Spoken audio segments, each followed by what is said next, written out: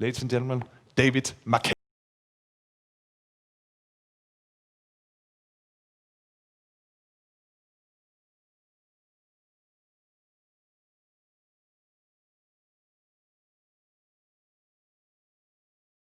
Thank you. It's great to be back here. And I'm a little embarrassed to say that I have to speak in English. I've been to Denmark like 12 times, but thank you for letting me speak in English. I know 3 words now in Danish. The first word I learned when I came into the airport. And I fly a lot on United, so they give me a nice tag for my luggage so that, you know, I fly into Newark and my bag comes off first, boom. I flew into Copenhagen and all the bags came off. The thing was going around, no bag. Then the bag stopped, and my bag's not there. And I'm about to head over to the lost luggage. And then I hear this clunk, clunk, clunk. I turn, and there's my bag. And I was like, it has my tag on it. I was like, well, that's strange. The guy standing next to me says, yeah, Yentalo. So that's my first word. That was the first word I learned. That was the first. So I don't use those tags anymore. Don't put my tag on my bag. Then the next word, of course, was Arbejdsglæde. And here I am. I'm speaking at an Intel leadership conference in Portland, Oregon, and they have Arbejdsglæde. So the shout out to Alex back there. And the third word was rugbrud. Am I saying that okay?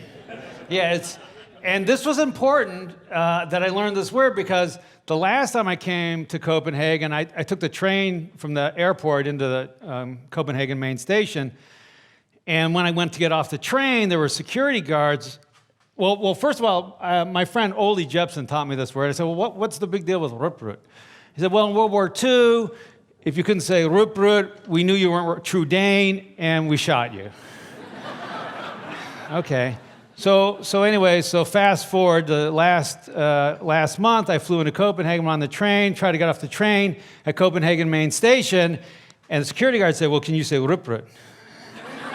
I said, rugbrud? They let me off the train. I was going to Sweden next after that. Sorry. That was a true story, though.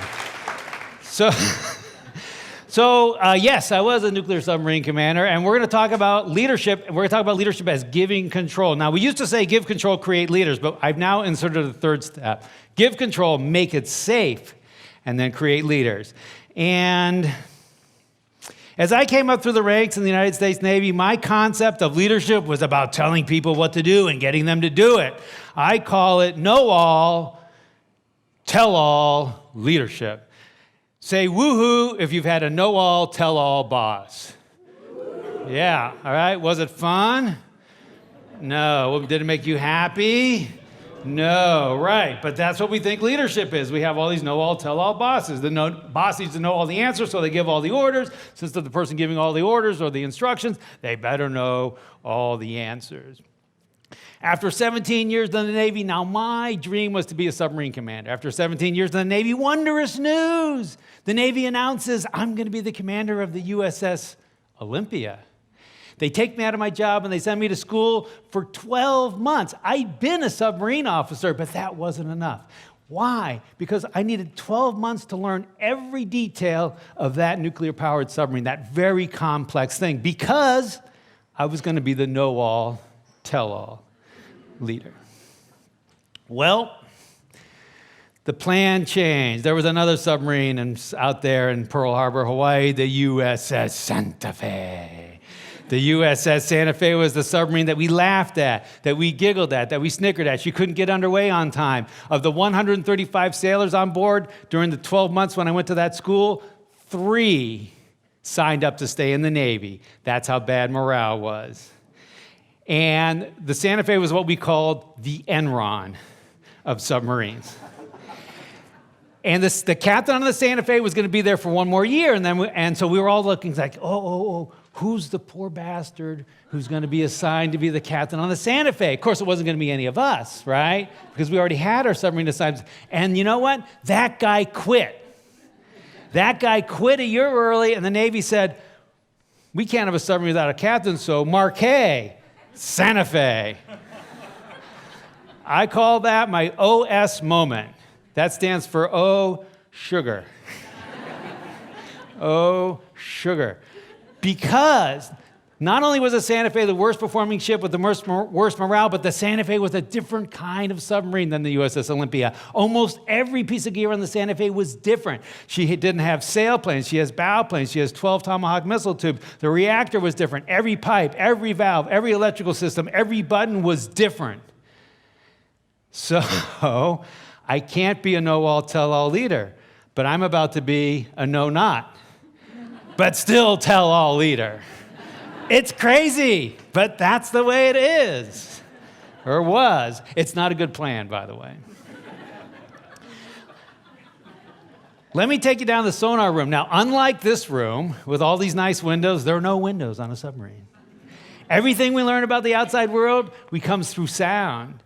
And then we analyze the sound, and we say, oh, that's a cruise ship. Oh, that's a Carnival cruise ship. Oh, that's the Carnival Destiny. I mean, we're pretty good at this. And we might say, well, this, there are my slides. Okay, these are the lines I'm talking about. And so one line is a Carnival Destiny, one line is an oil well, one could be a pod of whales, and one could be an enemy submarine. So you want to figure out who's who. That's very important.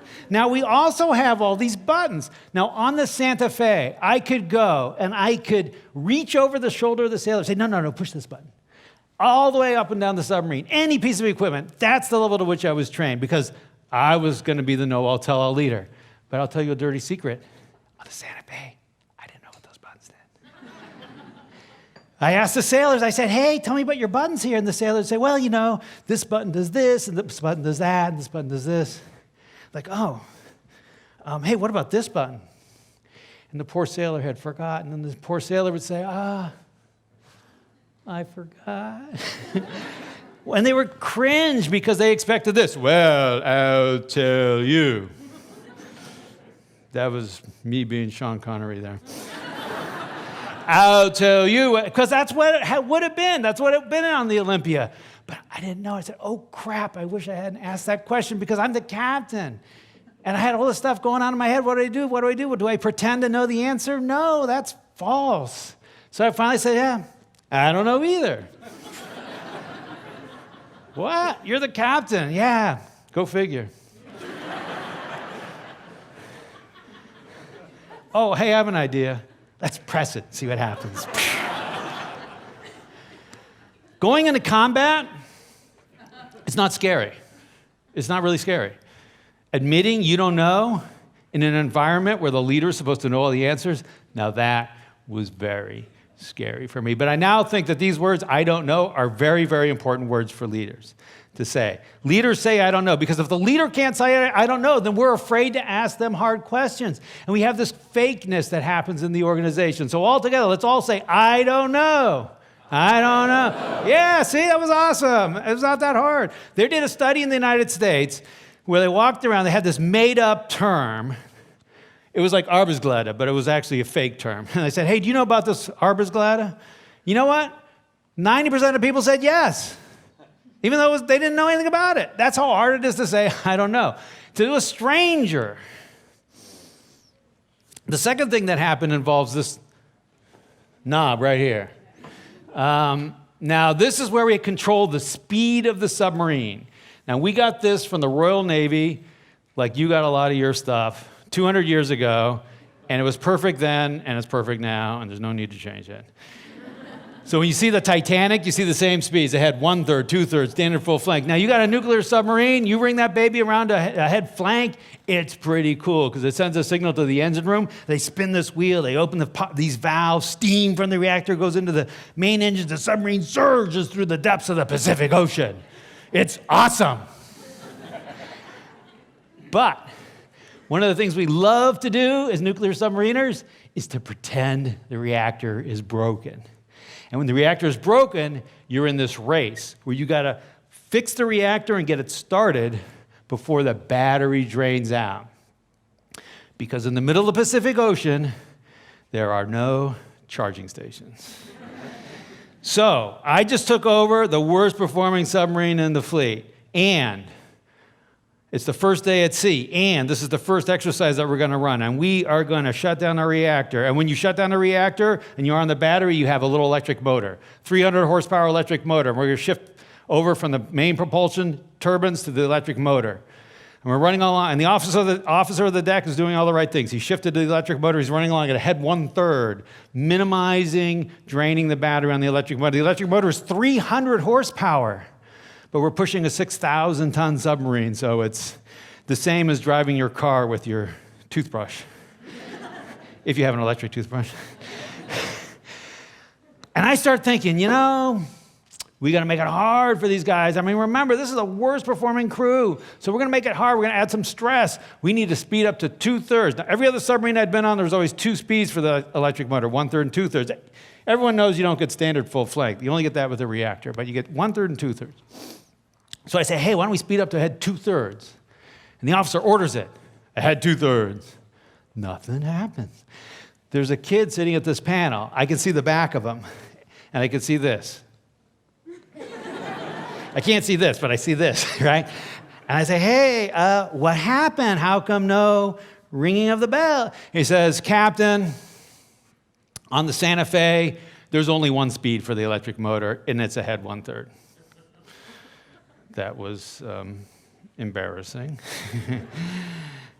I thought about it for a second, and I thought about the navigator, the officer who ordered it. Now, he'd been on board the submarine for 2 years, and I said, hey, navigator, did you know about this 2/3 thing?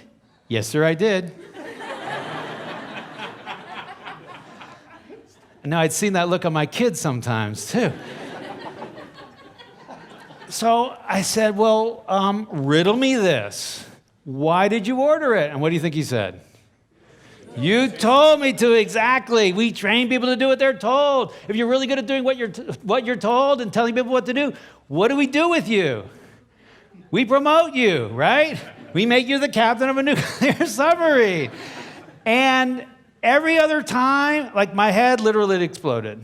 Because every other time when I'd given a bad order, where my mind went was, you know what? I got to give better orders. The solution to giving bad orders is to give better orders. But that's if you're coming from a know-all, tell-all mindset. And I was like, there's no way I could learn this whole submarine in 2 weeks. I only had 2 weeks to take over. Normally, you take a year. So I got my guys together and said, hey, what's going to happen? What are we going to do here? We're screwed because I was trained for a different ship. You guys just do what you're told. They're like, yeah, we agree. And my instinct was, you know what? You need to be more proactive. You need to take initiative. You need to be empowered, and you need to speak up if you don't agree with me. Right? It was all out there. The problem was all out there. It was not here. It couldn't be here. So finally, this young kid says, yeah, you know what? I don't think that's the problem. He points to me. He says, it's you. I say, really? He says, Captain, you need to be quiet. And I'm thinking, this kid has not seen too many submarine movies. That is not what submarine captains do. But I thought about it. I said, you know what? I think you're right, because as long as I'm out there giving orders and putting it all on you to speak back, that doesn't work. The only way it's going to work, the only way for me to give you room is to stop telling you what to do. So I had to step back. I had to lean back to let them lean in. Only when I shut up could they be proactive, could they take initiative, could they act empowered, and would they say what they thought first before I contaminated them. Now, we were at sea with the reactor shut down, and we didn't have time to have posters and all kinds of things like that. So we just said, say I intend to. It was a very sort of language-based approach. Don't ask permission. Say, I intend to submerge the ship. I intend to start out the reactor. I intend to load a torpedo. And then we'll talk about it. And the 2 things we talk about are, is it technically correct? And then, is it the right thing to do? Which we call competence and clarity. And the clarity is why. Why are we doing it? And this worked great, and it cascaded down through the submarine. And we went from, what I say is, from 1 leader and 134 followers, 1 thinker and 134 doers, 1 decision maker and 134 minions, to 135 active, thinking, passionate, creative people. And a year later, the Navy inspected the Santa Fe, and that crew, which a year before, we were called, they have a word for this in English, the land of broken shower shoes. I don't know if you guys have this here, but like we were the land of broken shower shoes. We were broken, and that crew got the highest score that the Navy had records for in the history, that they were keeping score. How was this possible? Because everyone was thinking. And the story was basically my mindset. We were going to raise performance and people were going to get happier. That's not how it worked. People got happier first because they saw they had control over their lives. And then they got happier, then performance went up. Happy first, then performance. So now I'm a know not, but tell not leader. Again, not a good long-term strategy because people eventually say, and I'm paying you. Why? And in the end, I learned the submarine, but I'd seen the power of not telling my people what to do. I'd seen the power of, I think I know the answer, but just keeping my mouth shut. I'd seen the power of when the email came across between two people in my organization, and I knew their answer. I just wanted to jump in and help them, just not doing it, just archiving, deleting it. And so I now think the right mindset for a leader is what I call know all, but tell not. Say woohoo if you're going to be a know all, tell not leader. All right. Now, take a look at this picture. What we're doing here is we're bringing a SEAL team on board the submarine. Now, the SEALs, these are the sort of the special forces guys in the U.S. Navy, and they're like, take a look at Alex. They're like fit like Alex. And they're working out all the time. And there's not a lot of workout gear on the submarine, so what happens is their bodies deteriorate. So we don't carry them with us. If we have to do something, then we bring them on board by helicopter at the very last minute. Of course, my crew and I, we lived there for 180 days. That's fine, but the SEALs can only be there for a couple days. Now the helicopter comes over, and the submarine's moving through the ocean. The helicopter's hovering over the submarine. We're moving together. And this could be a problem because if a wave comes and knocks someone over the side, the rope flops, the wind shifts, the helicopter goes away off the deck a little bit and comes back. People just need to know what to do without being told because the helicopter is making so much noise, you can't talk anyway. And oh, by the way, this is what it looks like for me. I'm in charge of this thing, right? And the first time I saw it, like, wow, that helicopter's close. That's scary. But I had my hard hat on. That was good. This is the picture I want you to have when you think about your team, because when it comes to the most important thing that your team brings to you every day, their thinking, their passion, their creativity, you cannot see it. It's not like the old days where you can see them pushing the sewing machine pedal or picking cotton. You cannot see what they're doing. And so you need to create an environment where they're just going to be awesome without being told. That is what leaders do. We ask people what gets in the way of that. I've asked 10,000 people this over the last year. This is what they say: fear. So leaders help people feel safe. I thought the job of the leader was to add stress. No. Yeah, go figure. It took me that long time. Leaders have to, if you're going to run a 100-yard dash, stress it's fine. Add all the stress you want. But if you want people to be thinking, creative, engaged, cognitive, problem solving, then stress is not the way to go. I got four very short stories about people who are doing this. Number one story, University of Kentucky baseball, the coach, batting coach. Now, they were the worst in the league. And the batting coach was always like, when the kids would go up to bat, it's a game where you throw a ball and you go. Kids would go up to bat. He would say, okay, do this. And he was coaching them. And he said, you know what? I'm going to stop doing that. And when the kids come up to bat, he'd say, hey, what's your plan? What do you intend to do? And the kids were like, stand closer to the plate. Okay. The next year, top of the league. And they kind of signed a kid to the majors, and the assistant coach got hired to be a head coach at another university because he stopped telling them what to do. Next story, McDonald's. There's a lady who's the operations director for 13 McDonald's out in Washington State near Microsoft. She was stressed out because she would go I'm going to go tell this person what to do, this person what to do, this person, then come back. Did you do it? Stressed out. She stopped doing that. The team started coming to her. She lost 50 pounds. That's like 300 kilograms or something like that. She lost 50 pounds because she had so much less stress in her life. Less stress in her life. Next story, out in Silicon Valley, one of the hottest startups right now is a startup called Assist. What they use, they don't have an app, but it's a texting interface. You interface with Facebook Messenger or just text in, and it's started up by these three guys. Robert Stevens, he founded a company called Geek Squad that he sold to Best Buy for $3.5 billion.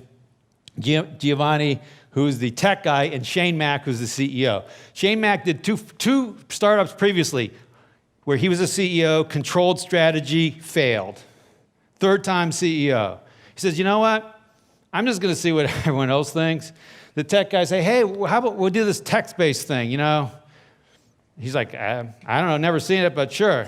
Yeah, and you know, first they're going to have humans answer the text, and they said, you know, let's create some bots, some algorithms, and they're going to answer that. Yeah, it seems hard, so they spend a year and a half doing that. So they banked a year and a half. Meantime, they're burning investors' cash for a year and a half.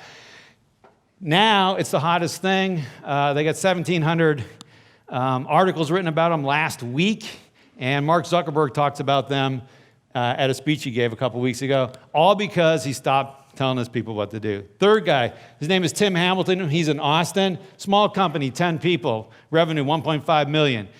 He, about 2 years ago, he says, you know what? I'm the bottleneck. Everyone has to come to me to get the answers. So I'm just going to stop that. I'm going to make it clear to my people who owns what lanes. And I say, you know, if you have a question on this, go see them. If you have a question on that, go see them. It worked great. In the last 2 years, company revenue doubled. They got 20 people, $3 million. Why? He stopped telling people what to do. And at the end of the day, this was great. This was great for me personally. We won these awards. I got promoted. But really, it's not about that. I mean, that sort of fades. That fades with time pretty quickly. What happened on the Santa Fe was 10 of the officers that I was working with, 10 of them. We only have a crew of 15. 10 of them became the Navy selected them to be captains of their own submarines. In other words, we created more leaders. And they're calling me 1 year, 3 years, 5 years, 9 years later saying, Captain, I become a captain of a submarine. Never thought I would do it because you believed in me. Way back when. So, it takes this. I call it suck air through teeth. It takes that because you say, it's your decision. Hope they don't. It's your call. But when you do that, when you give people control, they'll reach inside, they will surprise you, you'll create happiness in work. And at the end, it's going to be happier for you too. Thank you very much. You guys are awesome.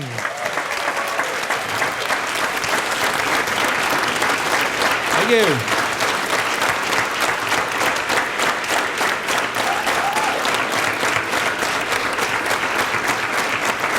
Michael.